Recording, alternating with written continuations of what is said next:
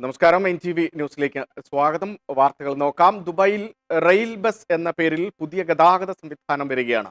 Roads and transport അതോറിറ്റിയാണ് 40 പേർക്ക് സഞ്ചരിക്കാവുന്ന rail bus അവതരിപ്പിച്ചിരിക്കുന്നത്. ദുബായിൽ നടക്കുന്ന ലോക സർക്കാർ ഉച്ചകോടിയിലാണ് റെയിൽ ബസ് എന്ന പേരിൽ പുതിയ ഗതാഗത സംവിധാനം ആദ്യം അവതരിപ്പിച്ചത്. റെയിൽ ബസിന്റെ മാതൃകയും ഉച്ചകോടിയിൽ പ്രദർശിപ്പിക്കുന്നുണ്ട്. 2024 ദുബായിലുണ്ടായ റോഡ് അപകടങ്ങളിൽ 17 ഡെലിവറി റൈഡർമാർ മരണപ്പെട്ടതായി പോലീസ്. 616 വാഹന അപകടങ്ങളാണ് കഴിഞ്ഞ വർഷം എമിറേറ്റിൽ റിപ്പോർട്ട് ചെയ്തത്.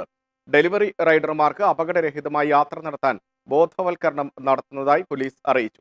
എമിറേറ്റിൽ വർദ്ധിച്ചു വരുന്ന ഡെലിവറി ആവശ്യങ്ങൾ റൈഡർമാർക്കിടയിൽ മത്സരക്ഷമത വർദ്ധിപ്പിക്കുകയാണ്. ഇതാണ് അപകടങ്ങൾക്ക് കാരണമാകുന്നത്. കുവൈത്തിലെ ജനസംഖ്യയിൽ വലിയ വർധന. 2024 അവസാനത്തോടെ ജനസംഖ്യ 50 ലക്ഷത്തിനടുത്തേക്ക് എത്തി. രാജ്യത്തെ മൊത്തം ജനസംഖ്യയുടെ 69% പ്രവാസികളാണെന്നാണ് റിപ്പോർട്ട്. 11 ലക്ഷം ആളുകൾ അറബ് രാജ്യങ്ങളിൽ നിന്നുള്ളവരാണ്.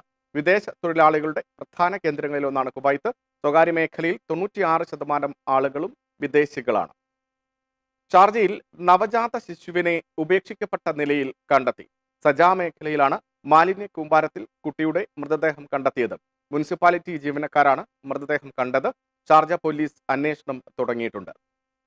ഒമാനിൽ പൗരത്വം നേടുന്നതിനുള്ള നടപടികൾ ഭരണാധികാരി സുൽത്താൻ ഹൈതം ബിൻ താരിഖ് പരിഷ്കരിച്ചു. 2014 ഒമാനി പൗരത്വ നിയമവും രാജ്യത്തിന്റെ അടിസ്ഥാന നിയമവും പുനഃപരിശോധിച്ച ശേഷമാണ് സുൽത്താന്റെ ഉത്തരവ്. പൗരത്വ വിഷയങ്ങളുമായി ബന്ധപ്പെട്ട അപേക്ഷകൾ ആഭ്യന്തര മന്ത്രാലയത്തിലാണ് സമർപ്പിക്കേണ്ടത്.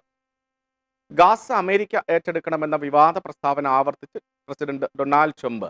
ഹമാസ് തിരികെ വരില്ലെന്ന് ഉറപ്പാക്കുമെന്നും ട്രംപ് പറഞ്ഞു. അതേസമയം രണ്ടാംഘട്ട വെടിനിർത്തൽ ചർച്ചകൾക്കായി ഇസ്രായേൽ പ്രതിനിധി സംഘം ഖത്തറിൽ എത്തി. ഗാസ വാങ്ങുന്നതിനും സ്വന്തമാക്കുന്നതിനും അമേരിക്ക തയ്യാറാണെന്നാണ് ഡൊണാൾഡ് ട്രംപിന്റെ പ്രസ്താവന. US പ്രസിഡന്റിന്റെ വിമാനമായ എയർഫോഴ്സ് 1 മാധ്യമപ്രവർത്തകരോട് സംസാരിക്കുമ്പോഴാണ് ട്രംപ് നിലപാട് ആവർത്തിച്ചത്. കുംഭമേള നടക്കുന്ന ഉത്തർപ്രദേശിലെ പ്രയാഗ്രാജിൽ ലോകത്തിലെ ഏറ്റവും വലിയ ഗതാഗത കുരുക്ക്. 300 കിലോമീറ്ററോളം നീളത്തിലാണ് വാഹനങ്ങൾ കുടുങ്ങിക്കിടക്കുന്നത്. ഞായറാഴ്ച കുംഭമേളയ്ക്ക് എത്തിയ ലക്ഷക്കണക്കിന് തീർത്ഥാടകരാണ് കിലോമീറ്ററുകൾ നീളത്തിൽ ഗതാഗത കുരുക്കിൽ അകപ്പെട്ടത്. പ്രയാഗ് രാജിലേക്ക് പോകുന്ന 100 കണക്കിന് വാഹനങ്ങൾ തിരക്ക് ഒഴിവാക്കുന്നതിനായി മധ്യപ്രദേശിലെ വിവിധ പ്രദേശങ്ങളിൽ തടഞ്ഞു വെച്ചതായി വാർത്താ ഏജൻസിയായ PTI റിപ്പോർട്ട് ചെയ്തു. ബുള്ളറ്റിൻ പൂർണ്ണമാകുന്നു. നമസ്കാരം.